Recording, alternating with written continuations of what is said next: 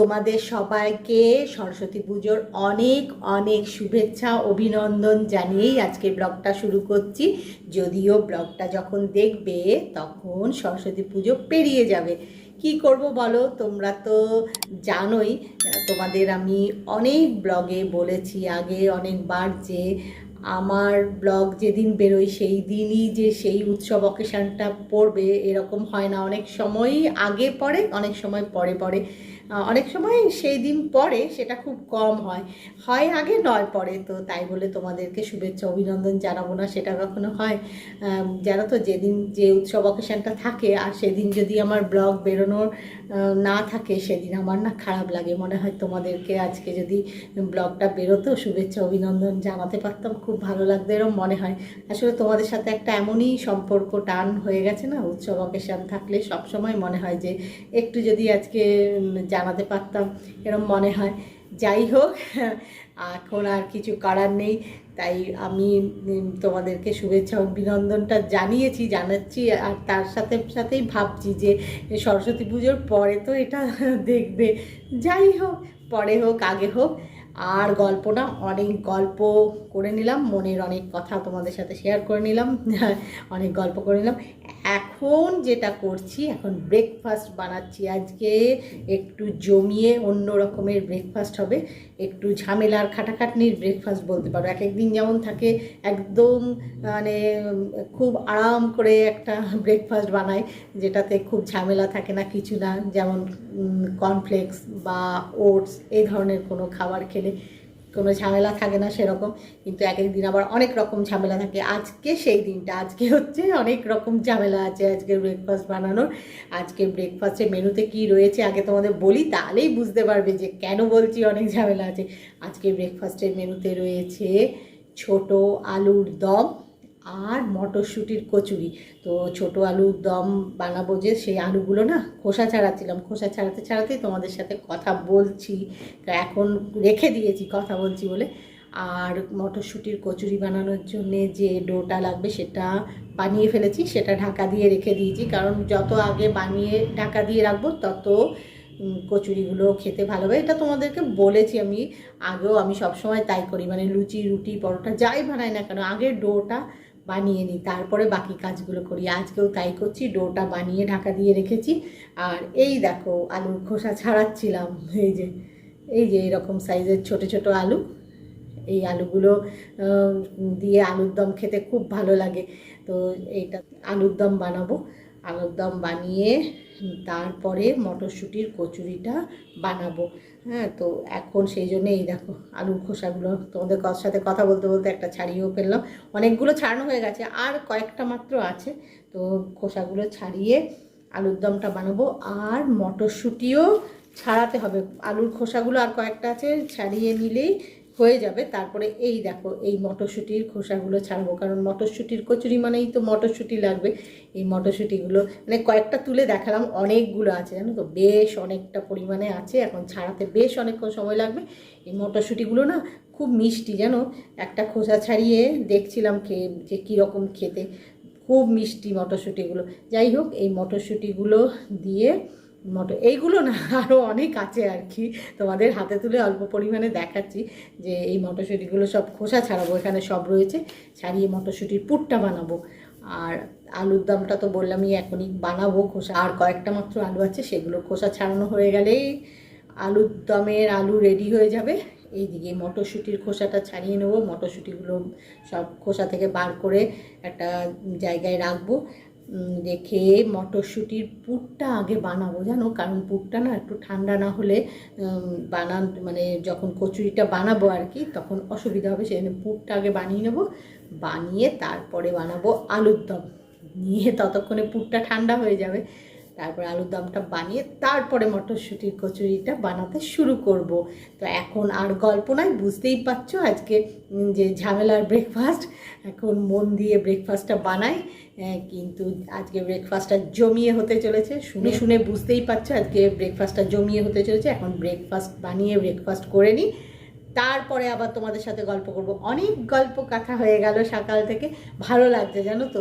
মানে সকালবেলায় যতক্ষণ না তোমাদের সাথে কথা বলি ভালো লাগে না, একটা অভ্যেস হয়ে গেছে। আমি তোমাদের বলি না সবসময়, যাই কাজ করি মনে হয় কখন তোমাদের সাথে একটু কথা বলবো, ব্লগটা শুরু করব, তারপরে বাকি কাজ করব, তারপরে আবার কথা বলে নেব, এরকম মানে কাজের ফাঁকে ফাঁকে কথা বলা একটা অভ্যেস হয়ে গেছে। এই যে তোমাদের সাথে এখন কথা বললাম, একটা এনার্জি পেয়ে গেলাম। এইবারে সেই এনার্জিটা নিয়ে মটরশুঁটির কচুরি আর ছোট আলুর দম বানিয়ে ফেলি, বানিয়ে ব্রেকফাস্ট করে নিই, তারপরে আবার গল্প হবে। মটরশুঁটির কচুরির মটরশুঁটির যে পুরটা সেটা বানাচ্ছি, আর এর মধ্যে কিছু মশলা ব্যবহার করেছি যেগুলো কিনা আমি নিজে বানিয়েছি, কেনা মশলা না। আর এই দেখো পুর তৈরি হয়ে গেছে, দেখতে এরম লাগছে। মশলা টশলা দিয়ে ভালো করে বেশ বানিয়েছি, দেখতে তো ভালোই লাগছে, দেখি খেতেও নিশ্চয়ই ভালোই হবে। আর এই যে এবারে এই ছোট আলুর দমটা বানাবো, আলুর খোসাগুলো সব ছাড়ানো হয়ে গেছে। এখন আলুর দম বানিয়ে তারপরে মটরশুঁটির কচুরিটা বানাবো। ততক্ষণে যে পুরটা দেখালাম ওটা ঠান্ডা হয়ে যাবে, গরম আছে। আগে ব্রেকফাস্ট করি, তারপরে গল্প। এখন বসে বসে না, এই দেখো এই খই, এই যে দেখতে পাচ্ছেন এই যে খইয়ের মধ্যে থেকে সব ধান এটা ওটা যে থাকে সব বাচ্ছি, কারণ সরস্বতী পুজো উপলক্ষে খই দিয়ে মোয়া বানাবো, চিড়ে দিয়ে বানাবো, মুড়ি দিয়ে বানাবো। মুড়ির মধ্যে খুব একটা ইয়ে নেই, মানে পরিষ্কার মুড়ির মধ্যে এটা ওটা থাকে না, এই খই চিড়েতেই বেশি থাকে। চিড়েও নিয়েছি, এই দেখো এই যে এই দেখো ছোটো ছোটো প্লেটের মধ্যে নিয়েছি, একটু একটু করে নিচ্ছি, একটা বড় কন্টেনারে রেখেছি আর প্লেটের মধ্যে নিয়ে না একটু একটু করে বাচ্ছি। এইটা হলো চিড়ে, আর দাঁড়াও দেখাচ্ছি আরেকবার, এই যে এটা হলো খই। সব বড় কন্টেনারে রয়েছে, কিন্তু এই ছোট প্লেটের মধ্যে নিয়ে একটু একটু করে বাচ্ছি, সুবিধা হয়। মানে একসাথে এতটা থাকলে একটা জায়গায়, মানে একসাথে অনেকটা পরিমাণে এক জায়গায় থাকলে সেটার থেকে বাঁচতে না অসুবিধা হয়, তাই সেখান থেকে একটা ছোট প্লেটে নিচ্ছি, নিয়ে একটু একটু করে বাচ্ছি, বেছে আবার আরেকটা কন্টেনার রেখেছি, তার মধ্যে ঢেলে রাখছি। এগুলো আগে দেখে নিই কোনটার মধ্যে কি আছে। একটু ওই ধান মতো থাকে, এটা ওটা থাকে, এই খই চিড়ে এগুলোর মধ্যেই থাকে, মুড়ির মধ্যে খুব একটা থাকে না। মুড়ি, খই আর চিড়ে এই 3 রকমের জিনিস দিয়ে 3 রকমের মোয়া বানাবো, মুড়ি, খইয়ের আর চিড়ের, আর প্রত্যেকটাই গুড় দিয়েই বানাবো। যাই হোক, এখন এই মোয়াগুলো বানাবো, বানিয়ে নিয়ে বেরোবো। লাস্ট মোমেন্টের যে শপিংটা বাকি আছে সেটা করতে, সেগুলো করে এসে তারপরে আজকে লাঞ্চ বানাবো। সকাল সকালই বেরোচ্ছি এখন, আর তাই জন্যে বেশি কথা বলবো না গো। এখন এই যে এগুলো সব ক্লিন করে দেখি ইচ্ছে আছে এই মোয়াগুলো বানিয়ে তারপরে বেরোনোর, কারণ এগুলো ঠান্ডা হতে একটু সময় নেবে। ঠান্ডা হলে তারপরে সেগুলো ঠিক মতো জায়গা মতো তুলে রাখতে হবে, কারণ পুজোর জিনিস এখানে ওখানে রাখা যাবে না। যাই হোক, সেগুলো করে ভাবছি বেরোবো, বেরিয়ে লাস্ট মোমেন্টে শপিংটা সেরে ফেলবো, ফেরে এসে তারপরে লাঞ্চ বানাবো, লাঞ্চ করব। কারণ লাঞ্চ করে তারপরে বেরোলে হবে না, অনেক রকমের কাজ আছে, শুধু শপিং করলে হবে না। পুজো মানে বাড়িতে নানা রকমের কাজ থাকে, সেগুলো করতে হবে।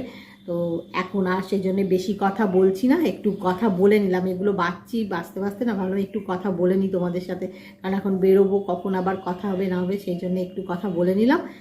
এখন মন দিয়ে এগুলো বেছে ফেলি, এই যে দেখালাম তোমাদের, এগুলো এখন মন দিয়ে বাছি।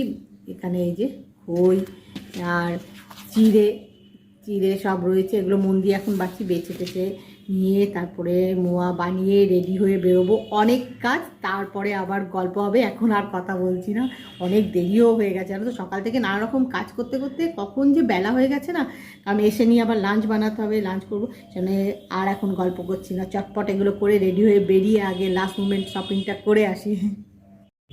আমার লাস্ট মুভমেন্ট যে শপিংটা সেটা কমপ্লিট করার জন্যে চলে এসেছি।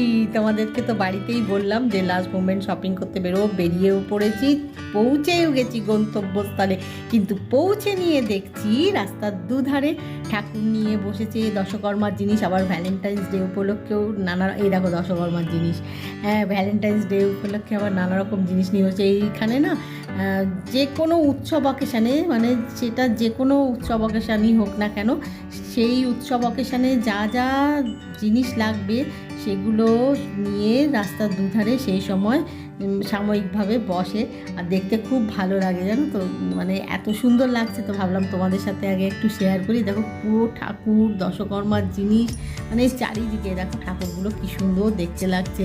তো এত ভাল লাগছে দেখে আমি বললাম না তোমাদের সাথে একটু আগে শেয়ার করি, তারপরে আমার লাস্ট মোমেন্ট শপিংটা কমপ্লিট করব। করে তারপরে বাড়ি গিয়ে দেখো ভ্যালেন্টাইন্স ডে উপলক্ষে নানা রকম জিনিসও রয়েছে, তারপরে বাড়ি গিয়ে আবার লাঞ্চ বানাতে হবে, লাঞ্চ করতে হবে। তাই আজকের ব্লগটা এখানেই শেষ করছি। আজকের ব্লগ যদি তোমাদের ভালো লেগে থাকে তাহলে লাইক করো, শেয়ার করো, কমেন্ট করো, সাবস্ক্রাইব অবশ্যই করবে, সাবস্ক্রাইব করতে ভুলো না কিন্তু। খুব শিগগিরই দেখা হবে নতুন একটা ব্লগে। Bye bye.